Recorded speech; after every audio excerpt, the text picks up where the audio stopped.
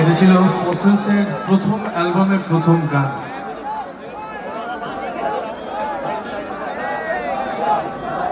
লেখা হয়েছিল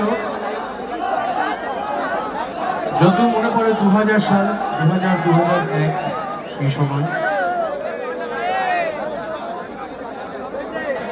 গতকাল খবর পেলাম যে এই বিখ্যাত স্কুলে এই গানটা বাচ্চাদের শেখানো হচ্ছে, আর পরীক্ষাও নেওয়া হচ্ছে। গানের শিক্ষক শিক্ষিকারা এই গান শেখাচ্ছেন বাচ্চাদের। এবং আমি এরকম প্রচুর ভিডিও দেখতে পাই যেখানে ছোট বাচ্চারা এই গানটি গাইছে। বাংলা রক গান, ভাবুন, তারা গাইছে এবং তারা অসাধারণ গাইছে। কেউ কেউ আমার সামনেও গেয়ে ওঠে। এই তো সেদিন করে আমার জন্মদিনের দিনে একটি ছোট্ট বাচ্চা সে গাইল, তার ভিডিও আমি শেয়ারও করেছি। আমার মনে হয় যে এই গানটা এখন মানুষের গান হয়ে গেছে এবং আগামী প্রজন্মের গান হয়ে গেছে। এই গানটা অনেকগুলো প্রজন্ম পেরিয়ে এখন ঠিক যাদের কাছে পৌঁছানোর ঠিক তাদের কাছেই পৌঁছে গেছে এই গান। এটা আমার জিতে যাওয়া নয়, এটা বাংলা রক সঙ্গীতের জিতে যাওয়া।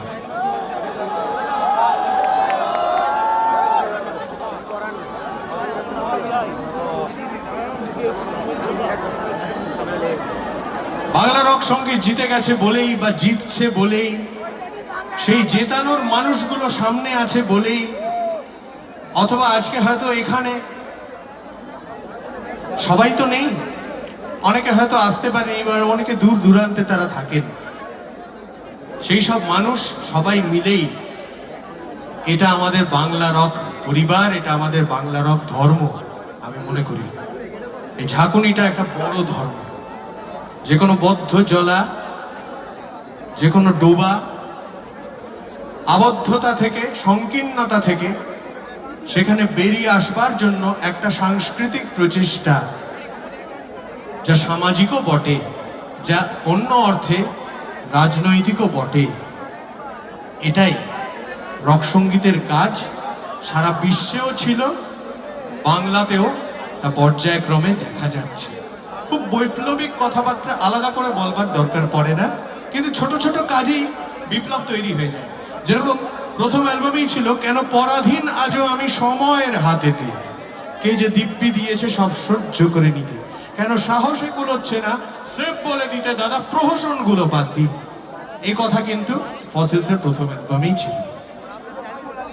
কাজেই ফসিলসের যে নতুন অ্যালবাম বেরোচ্ছে তার প্রথম গানটা এই 1 মিনিট 2 মিনিট 3 মিনিটের গানের যুগে বা রিলসের যুগে দাঁড়িয়ে ফসিল 7 যে অ্যালবাম আর কয়েকদিনের মধ্যে তোমাদের কাছে চলে আসবে, সেই অ্যালবামের প্রথম গানের দৈর্ঘ্য হচ্ছে 11 মিনিট। আসলে ফসিলস কখনোই বিচ্ছিন্ন গান বানানোয় বিশ্বাস করে না। তারা বিশ্বাস করে গানের মাধ্যমে গল্প বলতে, তারা বিশ্বাস করে বাজনার মাধ্যমে একটা সিনেমা তৈরি করতে।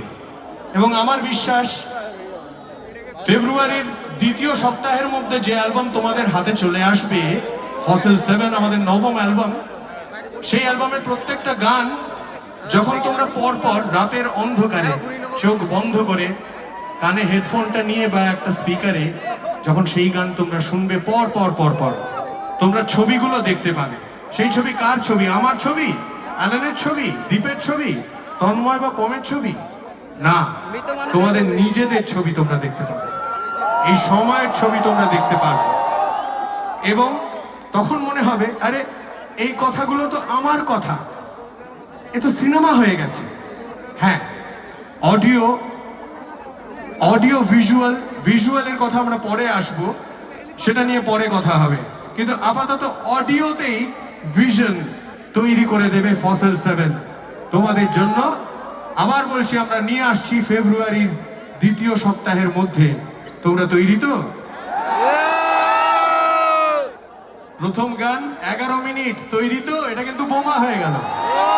আমি বলেছিলাম যে ফসিল 7-এ 7টা গান থাকবে নাকি 6টা গান থাকবে, তাই নিয়ে বিতর্ক আছে।